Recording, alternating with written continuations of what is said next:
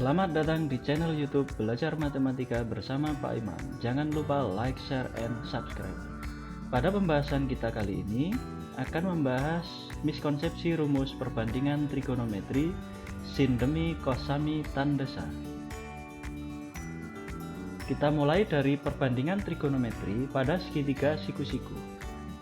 Misal diketahui segitiga siku-siku yang salah satu sudut lancipnya adalah sudut alfa, maka sisi yang berada di depan sudut alfa sering kita istilahkan dengan sisi depan. Sisi siku-siku yang terletak di samping sudut alfa sering diistilahkan dengan sisi samping, dan sisi yang lain merupakan sisi miring. Sehingga kita mengenal ada 3 perbandingan trigonometri. Ada sin alfa, A per C, atau sering diistilahkan dengan rumus depan per miring. Yang kedua, cos alfa atau B per C rumusnya sering diistilahkan dengan rumus samping per miring. Dan tan alfa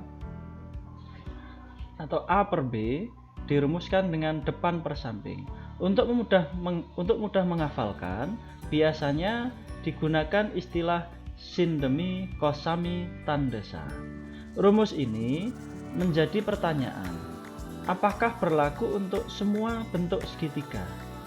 Misal ada segitiga tumpul, apakah rumus sin demi cos sami tan desa juga berlaku pada sudut tumpul? Maka coba kita analisa sisi-sisinya. Misal kita tetapkan sudut alfa merupakan sudut tumpulnya.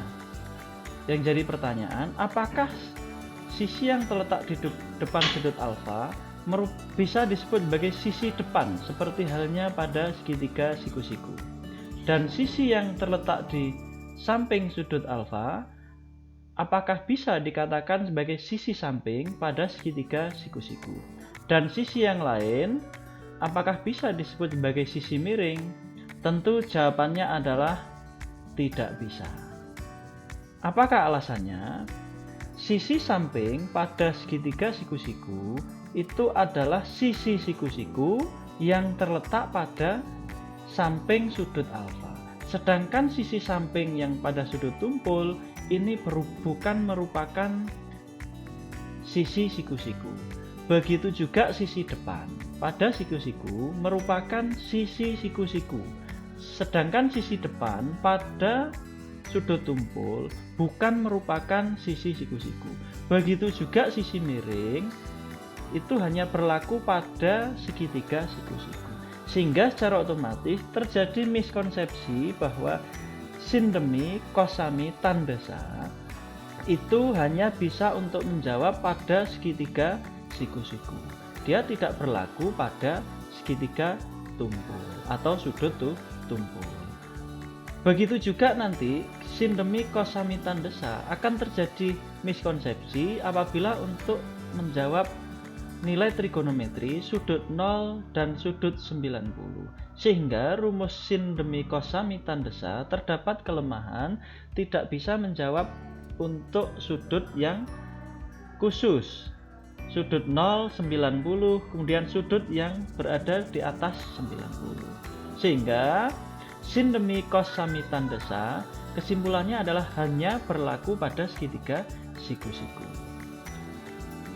Lalu pertanyaannya adalah bagaimana rumus perbandingan trigonometri yang sebenarnya? Untuk menjawab ini, maka perhatikan konsep berikut. Kita mulai dari istilah proyektum. Proyektum itu adalah istilah untuk suatu objek. Dalam hal ini adalah garis PQ. Kemudian jika diketahui garis L, maka garis PQ ini bisa diproyeksikan terhadap garis L. Misal titik Q kita proyeksikan terhadap garis L sehingga bayangannya adalah Q aksen, di mana proyeksi di sini adalah proyeksi yang sifatnya ortogonal atau tegak lurus. Kemudian titik P juga kita proyeksikan terhadap garis L sehingga bayangannya adalah PP aksen. Garis Q aksen dan PP aksen ini kita istilahkan dengan proyektor atau yang memproyeksikan objek atau proyektum, atau sinar yang memproyeksikan titik Q ke L dan titik P ke L. Sedangkan bayangannya P aksen dan Q aksen ini akan membentuk garis lurus, yaitu P aksen Q aksen. Nah, ini yang kita sebut sebagai bayangan atau hasil proyeksi, atau kita menyebutnya proyeksi. Kemudian konsep ini akan coba kita bawa ke segitiga siku-siku. Misal diketahui proyektum atau objek PQ. Kemudian ada garis L yang melalui P. Titik Q akan kita proyeksikan ke garis L dengan arah ortogonal juga, atau arah tegak lurus, sehingga bayangannya adalah Q aksen. Q aksen merupakan bayangan dari titik Q. Nah, ini arahnya tegak lurus ya. Ini disebut sebagai proyektor. Ya. Ini bayangannya, ini tegak lurus, jadi ortogonal. Proyektor ini adalah seperti halnya di konsep sebelumnya. Proyektor adalah sinar atau garis yang memproyeksikan titik Q ke L, menghasilkan bayangan Q aksen. Sehingga titik garis PQ, hasil proyeksi terhadap L adalah PQ aksen. Kalau kita tetapkan sudut alfa, nah PQ aksen ini sebagai hasil proyeksinya, kemudian kita tetapkan sudut alfa, maka lahirlah konsep perbandingan trigonometri sin alfa itu adalah proyektor per proyektum.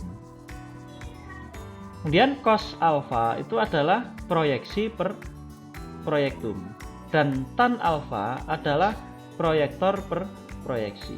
Istilah ini memang belum terbiasa, nanti lama-lama akan terbiasa dan bisa menggantikan konsep sindemi, kosami, tandesa yang mengandung kelemahan. Untuk memudahkan menghafal, proyektum itu adalah objek atau benda, sedangkan proyektor itu adalah sinar atau yang memproyeksikan. Sedangkan proyeksi itu adalah bayangan atau hasil. Jadi objek yang memproyeksikan atau sinar, kemudian proyeksi itu adalah hasil. Nah, konsep ini akan kita bawa pada sudut tumpul. Misal diketahui objek atau proyektum PQ dan ada garis L di mana PQ dan L membentuk sudut alfa. Lalu kita akan memproyeksikan titik Q ke garis L. Maka garis L kita perpanjang, P kita perpanjang dari titik P ya, sehingga titik Q kita proyeksikan ke perpanjangan garis L, proyeksinya ortogonal juga, maka menghasilkan bayangan Q aksen. Q aksen ini kita sebut sebagai proyektor atau yang memproyeksikan titik Q. Kemudian bayangan dari garis PQ itu adalah PQ aksen atau yang kita sebut sebagai hasil proyeksi. Nah, konsep perbandingan trigonometri yang ini juga berlaku pada sudut tumpul, sehingga miskonsepsi yang di awal tadi untuk rumus sin demi kosami tandesa bisa kita atasi dengan konsep ini, sehingga untuk mudah menghafal kita gunakan istilah sin tortum, cositum, tantosi sebagai pengganti sin demi kosami tandesa, sehingga konsep sin tortum, cositum, tantorsi ini bisa digunakan untuk pembuktian nilai trigonometri sudut 0, 90, dan lebih dari 90. Demikian materi kita.